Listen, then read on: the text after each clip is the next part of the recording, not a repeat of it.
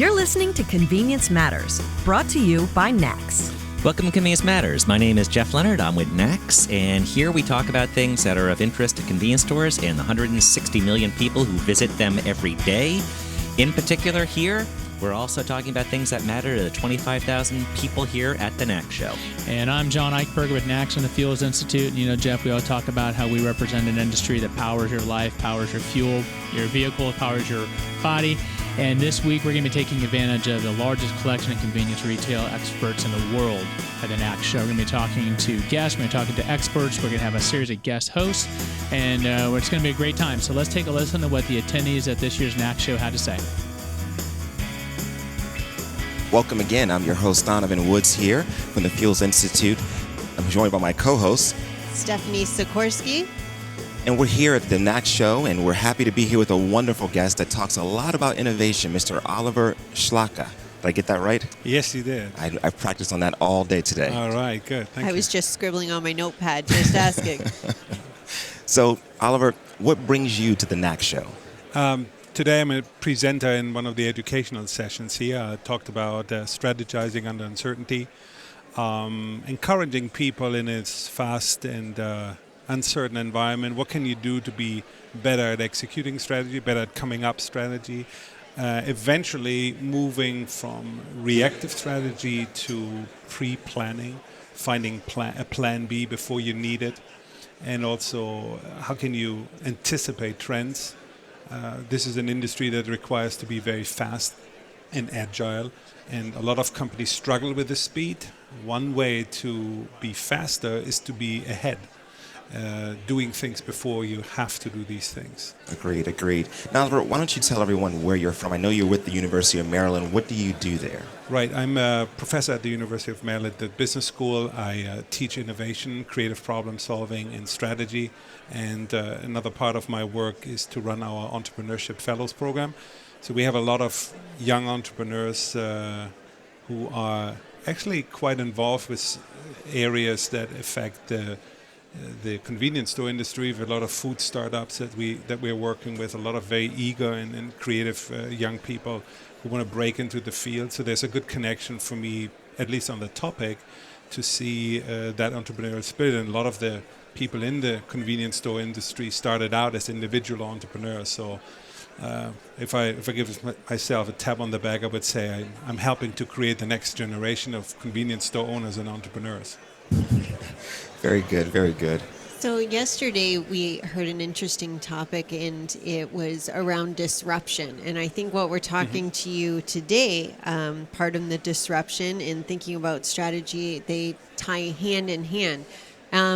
Talk to me a little bit about what it means to actually strategize and think long term, because I think a lot of us assume that we're doing it. We have a plan, and it may not fully be articulated or put together. But when you're talking about thinking for the future and the trends that you're seeing, what are some simple steps that we should be taking? Well, first of all, when you look at your timeline, I mentioned this in another conversation. One of the worst things you can have is a regular strategy meeting. That sounds counterintuitive, but when you have a regular strategy meeting, that means once a year you gather the folks and the groups and the different people, and we say, let's look at the world, look in the industry, look at the trends in the tech, and let's adjust our strategy. Well, that means if something happened between the last meeting and your meeting today, 12 months later, you just waited maybe 6 or 8 months before you reacted to something that is significant. So I encourage companies to go away from creating a strategic plan towards having a constant planning process going on. Planning is way more important than the plan. And the moment you put the plan into a glossy document that you distribute it everywhere, the plan is, number one, is old, is an estimate, and people believe that's the golden rule now. So a much better way of strategic planning is to see when is it necessary for us to revamp our strategy. When do we have to act? When has a competitor moved in a space that we didn't accept? When is the technology out there? When is a significant consumer change out there that we have not anticipated? When there are sudden controllable events we have to react on. And that's what I want people to do. Move away from the traditional perception of strategy. It's not about the document. It's not about the regular planning. It's about seeing things beyond your current scope. I think that's a great point. The idea of being nimble, right? Technology doesn't wait once a year to announce itself and say it's rolling out. It's happening all the time. Yep. And again, thinking back to one of the other presenters that we had talked with, and Uber and Airbnb and that power of disruption, again, these folks aren't lining up on a certain day of the year to announce what's coming. And it's important to understand what disruption really means. People often think this is the big innovation that sweeps a certain industry. The definition of a disruptive innovator is somebody disrupts from the bottom. That's not about the high end, we're creating this premium service. Uber and Airbnb were inventing their business model and disrupting from the bottom.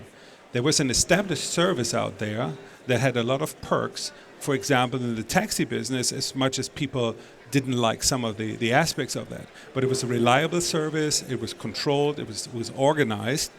And Uber decided, I'm going to disrupt this by giving you a service that is less reliable. It is on call, and in the beginning it was not reliable.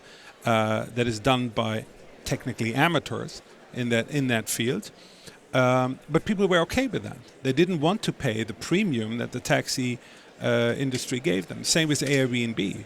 People didn't want to spend $350, $500 to stay one night in New York City if they couldn't afford that. So they were willing to move downwards in the service and the product offering, and that's where Airbnb came in. You could all of a sudden you were willing to share the bedroom or the house or the apartment with somebody else, or somebody else gave it to you for a night. And so when you see those experiences, you have to see not what is the next big high-tech, high-end thing that is happening in the convenience store industry. If you look at the industry, we want to look at what is there on the bottom that can really disrupt us. Where people always say, I don't need 24/7 openings. I don't need the fresh meal, the always availability, or the on-call availability of a convenience store. What is out there that can disrupt this? And that's an industry, because consumers all of a sudden will switch very, very quickly. Consumers never switch rapidly to a high-end service. Right. That is very, very unlikely, because many of them have financial constraints. They are just not in that space. But a lot of people will be able to forego some of the specialty services and then move into slow service. And that's what disruption is really about. That's the one that is the scary part. So we know disruption exists, and we've seen it manifest. How do you avoid being disrupted? Mm-hmm. Are there things, indicators that you should be looking for? What are those breadcrumbs, I guess? Yeah, most of the information that organizations look for is already available. It's in the heads of the people they work with. There are a lot of people out there, frontline store managers, people in the group, but they have not been tagged. They have not been encouraged to share this information. Some of this information is hidden in your organization. So the way you encourage people is to find a reporting system or an awareness, or we call it often, find the curious people who are actually willing to explore these future trends. One of the things I mentioned earlier in a conversation is to trust gut feeling. There's some research out on gut feeling and instinct and intuition, and people want to know how does it that some people understand things earlier than others. Somebody have this feeling this is not right. So some of the research goes in the direction that many of the gut feeling items is basically your brain on overdrive, connecting all the different experience points that you've made in your life, but they can't articulate this. It doesn't come to the forefront that you can articulate this. But if we often suppress that. If somebody doesn't have the data points, say, I don't believe you because you don't have data. You have an idea, show me the data for that, or give me an estimate, or tell me with the plan for that. And an organization should be more comfortable to deal with this ambiguity, because the early trends, the things that are developing, when the trends are new, they are not clear-cut. There is no data about this future. It's ambiguous. I cannot explain it 100%. I've seen it sporadically. That's where we need to tag into this process. That's where we need to create awareness. when we are able to do this, what happens is we can get those trends so early that we have way more time to formulate a strategic response to that. If we are surprised by a trend or by development, there's very little time between detection and actually decision making. So even if the trend is still fuzzy, you can bring this into your strategic conversation and you think, okay, let's spend more time on this trend, investigate it, who's involved, what are the players, if it's a new technology, who's working on that, and we use that time to formulate a strategic response. The goal of this whole exercise is to not be surprised. That's the biggest strategic defeat if you're completely surprised by something. An organization, they may not be 100% prepared. They may not have the perfect answer to that. But the thing we need to avoid at first is to be not surprised. Right. They can be very expensive. Now, you talk about not being surprised, and we can't see into the future. We try to be innovative and thinking of the mind of a C-store owner, maybe just a single store. And you don't have the infrastructure nor the funds to continue to find new things all the time. But you do have customers that come to you on a daily basis. How can your customers help you to be strategic, or what can you learn from your customers to help you with your strategy? So what everybody can do is there's technology out there where you can easily track down what do we sell at what time of the day. Right? So if you start just monitoring the here and now and getting a better sense of it, and that you can do on an individual basis. You can see your monthly purchase orders, what you've sold. Then you can add the factor of time to that. And then you can even overlay this on a personal level. What events did happen in my area? Was there a game going on? Was there community events going on? What is the type of people that enter my store? Are these people that I know? Are they familiar with me? Or are these new people?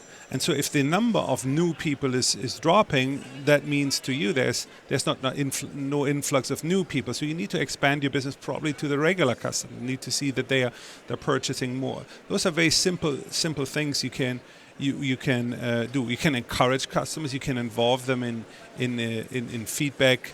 You can.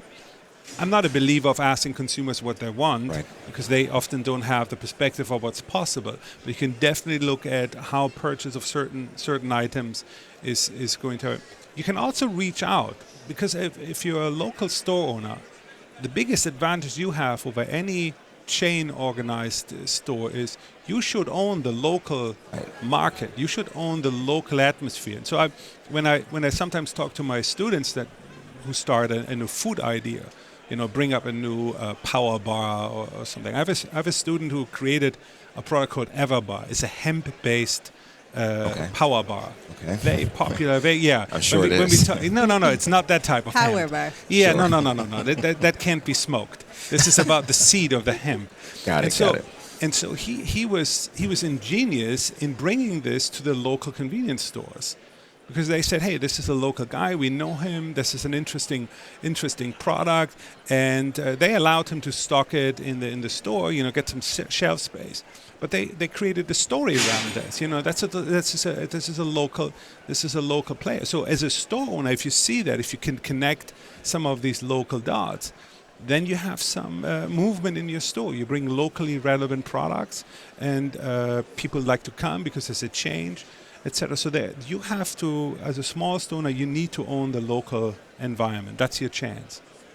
I think that's a really good point that you make when we think about disruption, and it seems big and global, and I think our heads automatically go to, we have to be looking for something that's so far away or distant from us and what's coming, when there's so much power in just looking at the local, what's right in front of you. Well, a classic example for this, I always feel interested about this, is how a store like Chick-fil-A, which is basically a fast food store, how they turned towards the fact that most families believe this is healthy, very healthy food, and it might be. I'm not an expert in that. But when you go to Chick-fil-A, it's totally okay for the kids to eat fries. Right.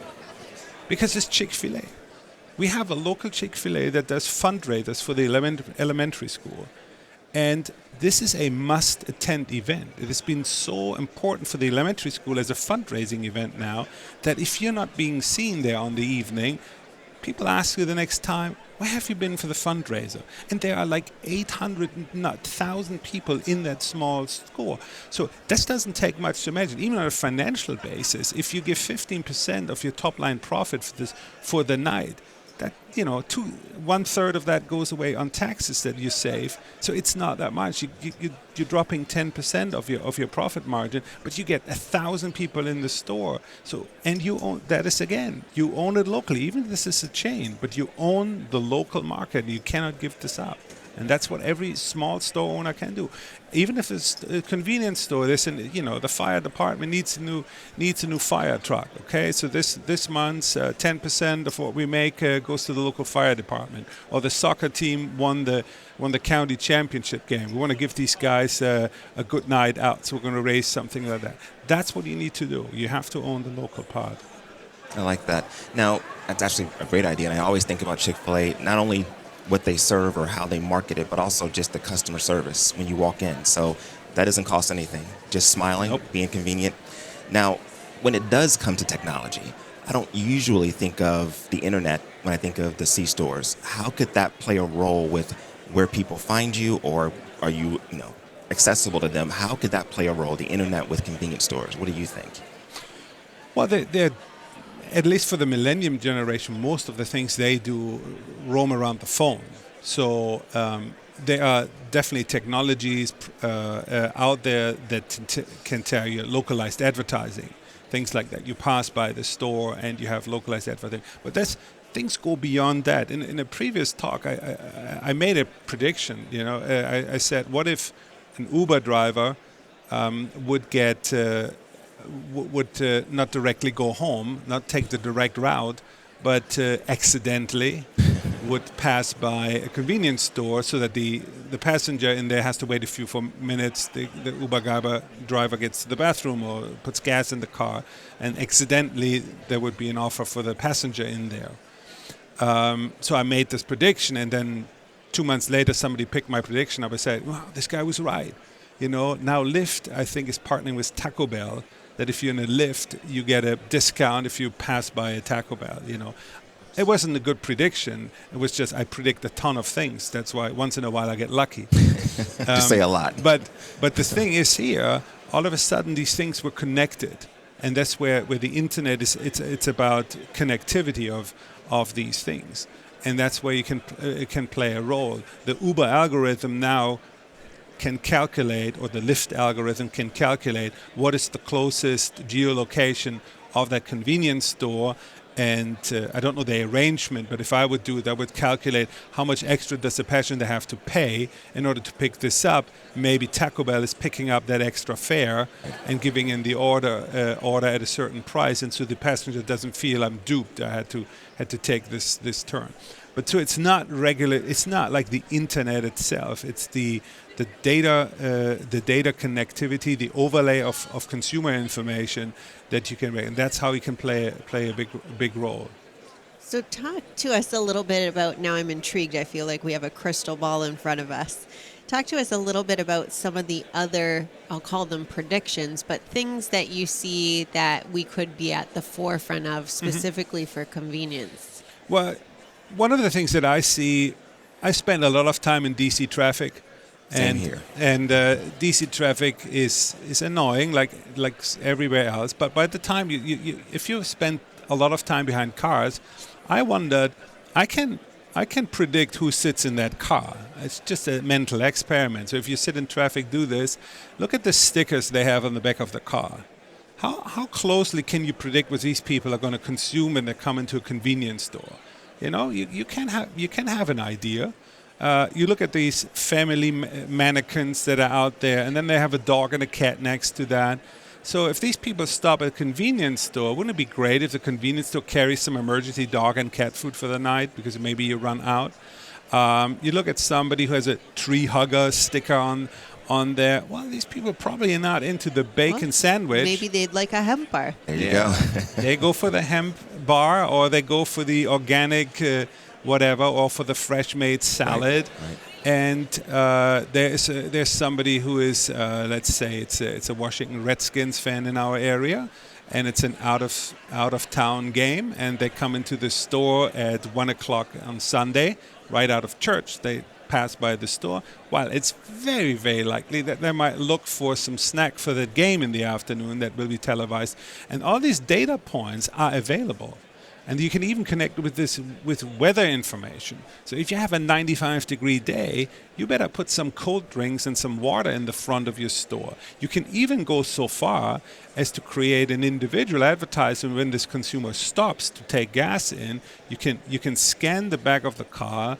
And it's not even artificial intelligence. It's just that the algorithm calculate the most likely purchases, and then when they do the purchase, it can be confirmed. So the estimate was this consumer is buying cold water and cat food, and so that means there's a correlation between the sticker on the back and the temperature of the day.